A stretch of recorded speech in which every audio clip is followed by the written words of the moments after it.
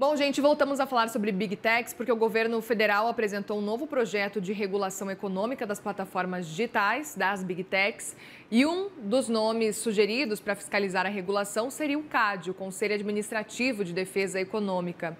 Eu vou chamar agora o Gustavo Augusto, presidente do CAD, que está aqui com a gente, está no nosso estúdio da CNN em Brasília e vem trazer os detalhes. Obrigada, viu, por nos receber e por vir presencialmente aí no nosso estúdio. Bom dia. Bom dia, agradeço ao convite. Primeiro, parabenizo toda a audiência da CNN. Obrigado, Muriel, pelo convite. Obrigado, Daniel. E é um prazer aqui a gente estar explicando e falando um pouco mais desse projeto tão importante. O prazer é nosso em te receber. Eu quero justamente chamar Daniel Hitchner, nosso diretor de jornalismo em Brasília, que está com a gente também. Daniel, faça as honras da casa. A primeira pergunta é sua. Você é sempre muito gentil, Muriel. Muito bom dia para você, bom dia a todos e obrigado, Gustavo Augusto, pela visita aqui ao estúdio da CNN. Gustavo, queria, obviamente, que você explicasse um pouco do ponto de vista do CAD e o teor desse projeto que foi enviado ao Congresso e assinado pelo presidente Lula. Houve uma definição que me pareceu muito interessante do advogado Bruno Becker. Ele diz o seguinte: olha, compare as plataformas digitais com um shopping center, em que a regulação pode ser ex ante ou pode ser ex post. A ex post você vê ali se tem alguma prática que não está adequada. Na ex ante você vê se tem um corredor bloqueado, se cada lojista pode escolher seu meio de pagamento, se o dono do shopping não está privilegiando a vitrine de um em detrimento de outro. Quando a gente transpõe isso para o ambiente digital, qual é a diferença que o projeto, obviamente, se passar no Congresso, vai fazer? Perfeito. Primeiro, a gente tem que deixar claro que o projeto não trata de regulação de conteúdo, sim de regulação econômica, e a gente vai focar especificamente nas empresas que têm influência no negócio de terceiros, que é o que a gente chama de influências com relevância transversal, uma relevância sistêmica no mercado digital. Então, hoje, várias empresas, para ter o seu modelo de negócios, dependem de determinadas plataformas digitais, de determinados prestadores de serviço que podem excluí-la do mercado. Então, vou dar um exemplo simples, que é do dia a dia do brasileiro. A gente tem o Uber, a gente tem o iFood, quer dizer, o restaurante ele depende do iFood para poder fazer a entrega do material. Se o iFood passa a discriminar, passa a excluir um restaurante, isso pode acabar com o modelo de negócio. O Uber, se o Uber suspende, por exemplo, um determinado motorista, aquele motorista pode acabar ficando sem o seu meio de trabalho. Então, esses modelos de negócio que tem uma importância transversal para o negócio de terceiros, para o modelo de negócio de terceiros, eles passam a ter obrigações especiais em relação às outras empresas. E aí o que você bem comentou, hoje o CAD ele já trabalha com isso em termos de investigação. Então nós abrimos investigação e no final punimos a empresa e aplicamos uma multa e eventualmente mandamos suspender uma determinada conduta. O projeto antecipa isso. Nós vamos designar empresas que têm essa relevância sistêmica e a partir daí a gente já vai designar obrigações especiais que têm que ser cumpridas anteriormente. Acho que um exemplo fácil de te entender é um atraso, por exemplo, de um avião. Hoje você tem a ANAC já estabelece qual é a regra, o que acontece se um avião atrasar. Se fosse pelo modelo anterior, como o CAD funciona hoje, se atrasasse um avião, o CAD teria que abrir uma investigação, apurar a responsabilidade e depois de alguns meses ou anos de investigação, aí sim determinar um pagamento de uma indenização ou alguma providência. No jeito da regulação, o CAD, comparando, por exemplo, com o que acontece, ele já pode dizer, olha, se acontecer isso aqui, se o voo atrasar 2 horas, você tem que pagar uma indenização. Então, comparando com o setor aéreo e trazendo para o mercado digital, a gente já pode dizer para uma plataforma, olha, para você suspender o serviço para um determinado usuário, você tem que fazer isso, você tem que ter essa forma de atendimento, você tem que explicar o seu termo de uso dessa forma. E a partir daí, a gente estabelecendo a obrigação, a gente vai aplicar uma penalidade apenas se essa obrigação não for cumprida. Mas, Gustavo, quais foram os critérios, mas o que motivou exatamente esse projeto de lei e quais são as ações das Big Techs que mais preocupam o CAD? A gente está falando de exclusividade, a gente está falando de portabilidade de dados. Quais são os pontos que fizeram realmente acender esse alerta? Olha, a gente estava esperando uma possibilidade de autorregulação, mas a gente está vendo que essas medidas estão sendo muito devagar. E vou dar um exemplo fácil do cidadão entender. Hoje, se você tiver um problema com um banco, com qualquer grande negócio, ele vai ter, por exemplo, um call center, um saque, que você vai ligar, vai ter um protocolo, tem uma ouvidoria, onde você vai poder fazer uma reclamação e vai ter uma resposta em um número claro de dias, né? E eventualmente você pode levar essa resposta para o judiciário. Nos serviços digitais, a gente vê essa deficiência, as grandes plataformas digitais, e a gente está falando não é só rede social, são todos os negócios digitais. A grande maioria, por exemplo, não tomou uma medida simples como simplesmente atender o cidadão por um call center. Então imagina, você é um advogado, você é uma manicure, você é um esteticista, você depende, por exemplo, de uma página sua para se comunicar com seu cliente, para vender o seu produto. Alguém hackeia a sua página. Você perde todos os seus contatos, você perde acesso à sua página. Hoje, o usuário sequer consegue ser atendido num call center. A não ser que ele pague alguns serviços opcionais, ele fica totalmente desamparado, até para conseguir recuperar o acesso ao seu próprio perfil. Então, esse tipo de problema é um problema que chama a atenção. Os negócios hoje estão muito dependentes do ambiente digital. Hoje, os profissionais liberais dificilmente conseguem ser bem-sucedidos se não tiverem um perfil ativo, se não tiverem se comunicando de forma digitalmente. Os negócios dependem muito da presença online, dos serviços à distância. Então, essa maior dependência da economia em relação aos serviços digitais, e a gente está falando de pessoas físicas, de profissionais liberais, mas também de empresas, pequenos negócios, forçou, e não é só no Brasil, no mundo inteiro, a gente tem uma visão mais crítica, principalmente em relação a serviços que conectam o consumidor com a empresa. Ou seja, é o que a gente chama de plataforma de múltiplos lados. Esse serviço que liga alguém prestando um serviço, alguém vendendo um bem, com um consumidor do outro lado, e tem um terceiro fazendo a intermediação dessa negociação e se monetizando, por exemplo, com anúncios ou algo assim, se tornou extremamente importante na economia do mundo. Gustavo, me permita citar aqui um outro especialista. Eu nem gosto dessa coisa de fulano disse isso, ciclano disse aquilo, mas porque são pessoas que conhecem melhor o assunto, certamente, do que eu e a Muriel. Um outro advogado, André Gilberto, do CGM Advogados, fez uma consideração que me pareceu interessante. Eu queria submetê-la à sua análise. André disse o seguinte: a grande questão é que o CAD não tem estrutura atualmente para fazer essa regulação. E tem o receio sobre quanto tempo seria necessário para que essa estrutura seja montada. Não é algo que se constrói da noite para o dia. Ele cita também uma suposta, e eu tomo cuidado com a suposta porque eu não ouvi a sua suposta declaração, mas ele diz que no final de agosto, você, presidente do CAD, afirmou durante um evento do Instituto Brasileiro de Estudos da Concorrência que o modelo ideal de atuação do CAD seria uma superintendência adjunta e 3 novas coordenações gerais para lidar com os mercados digitais. Então, eu queria que você falasse um pouco sobre a estrutura do CAD e se você, no final das contas, via um modelo ideal diferente do que acabou surgindo na lei. Não, perfeito, Daniel. Primeiro, as autoridades antitruste do mundo, quando passaram a regular a plataforma digital, todas fizeram com a estrutura já existente. Então, o CAD é uma agência que tem mais ou menos 580 pessoas, contando todo o nosso efetivo.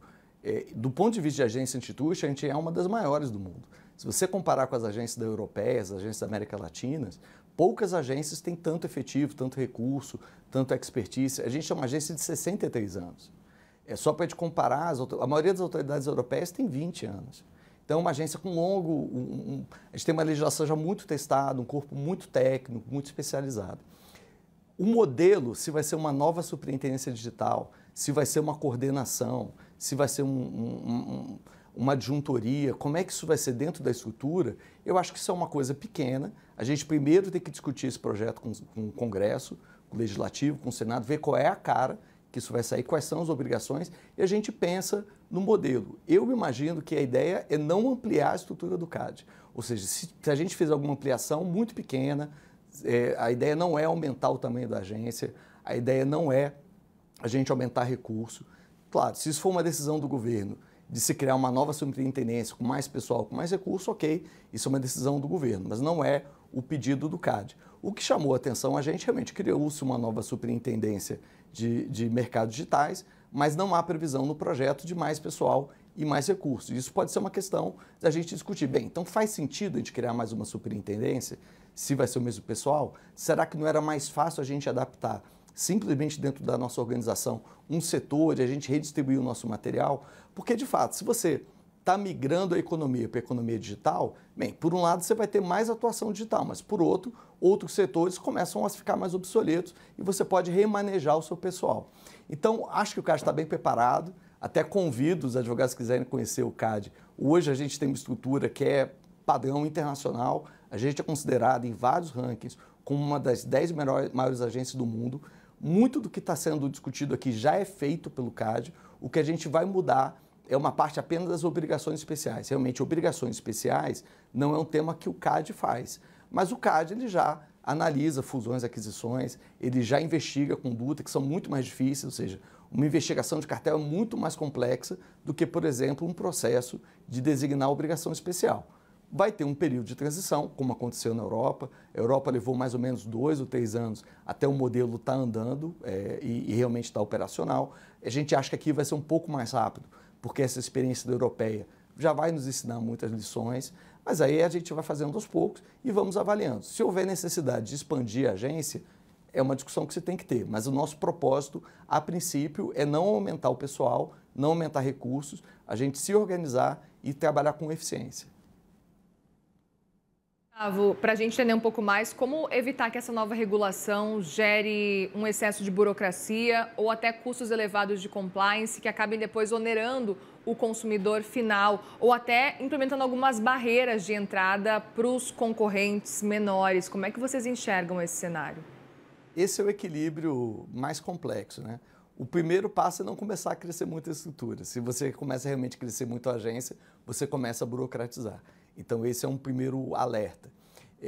A gente tem que entender que o setor de inovação ele precisa ter uma certa autonomia, uma certa liberdade. Se a gente começa a criar muita regra de cara para esse setor, você inibe a inovação, dificulta que as startups entrem, dificulta que novos negócios sejam criados, porque o custo delas se adequar a todo esse arcabouço regulatório é muito alto. Agora, a nossa lei é muito flexível nesse ponto, porque ela não está estabelecendo, não existe um rol de obrigações que você já começa de largada. Na verdade, a empresa primeiro é designada e a partir daí ela começa a receber as obrigações. E essas obrigações tem um processo para isso, né? Não é da cabeça do CAD, não vai criar isso de uma hora para outra.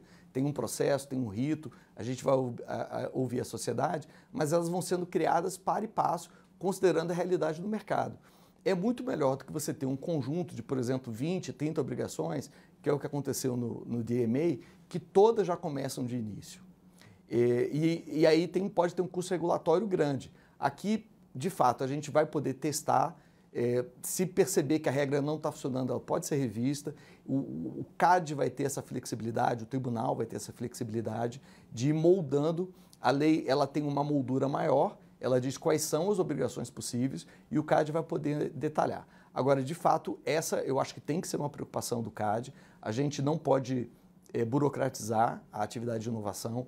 O Brasil não pode correr esse risco, a gente precisa atrair investimento, a gente precisa ter negócios novos, a gente é um país ainda novo, né? A gente não é um país ainda com a nossa economia já totalmente consolidada, então é importante que a gente tenha essa flexibilidade e esteja antenado ao mercado. Mas a gente não pode ignorar que nós estamos passando por um tsunami digital. Né? A gente vai ter inteligência artificial, que já é uma realidade dos negócios, os negócios estão muito dependentes de tecnologia, o problema de dados, proteção de dados é um problema gravíssimo, o problema de atenção e atendimento ao consumidor é um problema gravíssimo, então a gente tem que ter as ferramentas para poder reagir de uma forma rápida. A gente não pode esperar os problemas surgirem, os problemas ficarem graves para ir discutir uma legislação. Então a gente tem que ter um marco legislativo, né? Um marco regulatório que permita que a agência possa responder de uma forma rápida e possa lidar com ameaças, com riscos, de uma forma sem ter que precisar de todo um processo legislativo. De uma forma que seja clara, que dê segurança jurídica, que todo mundo entenda qual é a regra, mas que ele possa proteger a economia e possa proteger o cidadão. Gustavo, nós jornalistas aqui no CNN Money somos terríveis. A Muriel é muito mais terrível do que eu, mas a gente quer aproveitar a sua presença também para tirar algumas dúvidas sobre outros assuntos. Um deles absolutamente crucial para o agro, a moratória da soja. A SG do CAD recentemente suspendeu os efeitos da moratória da soja e logo depois veio uma decisão da Justiça Federal em Brasília derrubando, ou seja, suspendendo a suspensão da moratória da soja. O que a Justiça Federal em Brasília dizia o seguinte, olha, precisa ser uma decisão colegiada, não pode ser uma decisão da SG, portanto, do Tribunal do CAD. Qual que é a linha agora? Porque a gente sabe que demora um pouco até chegar ao Tribunal do CAD. A opção preferencial é pela Justiça para derrubar essa decisão da Justiça Federal em Brasília, ou está no horizonte já deliberar de forma colegiada no Tribunal do CAD, porque a gente sabe que isso leva um tempo. Quanto tempo leva? Daniel, o CAD ele é uma exceção, tanto no Poder Federal, né, no Executivo, quanto no Judiciário. As coisas, quando a gente diz que demora no CAD, são 15 dias. O tribunal, esse caso já está no tribunal, ele já tem um relator, o relator está trabalhando no caso e a nossa expectativa talvez na próxima sessão a gente já tenha um julgamento, mas se não for na próxima sessão, será muito em breve. O que nós estamos julgando agora é primeiro a preventiva. Existe uma investigação, essa investigação mais longa, a investigação ela é complexa porque aí tem escuta telefônica, tem que analisar a prova, tem todo um trabalho investigativo, isso pode levar e vai levar o tempo que levar para a gente colher as provas. Agora, a decisão de se suspender ou não a moratória, o CAD vai decidir muito rápido. A decisão do Judiciário não suspendeu a investigação continua em curso. O que apenas a decisão disse foi dar o que a gente chama de efeito suspensivo, ou seja, aguardar a decisão do Tribunal do CAD de confirmar ou não a decisão da Superintendência Geral. A decisão da Superintendência Geral ela é sempre monocrática, porque é só um superintendente, ele é o líder da equipe, né? A equipe obviamente é maior do que isso, são centenas de servidores, mas ele tem um diretor, que é o superintendente, então vão ter os atos dos coordenadores, então é uma monocrática mais ou menos, porque tem toda uma equipe técnica que assina aquela nota técnica, e no final o superintendente toma a decisão final. Essa decisão, ela vai ser discutida pelo tribunal. Nós já recebemos vários recursos e a gente vai ter uma decisão, eu imagino, muito mais rápida do que está sendo imaginado. Muito bem, Gustavo Augusto, presidente do CAD, obrigada mais uma vez pela presença. Volte sempre aqui no CNN Money, viu? Sempre muito bem-vindo. Eu que agradeço o convite, é um prazer aqui estar podendo conversar, explicar um pouco e estou às ordens. Quando você chamar, estarei de volta. Muito obrigada e obrigada, Daniel Hittner, também.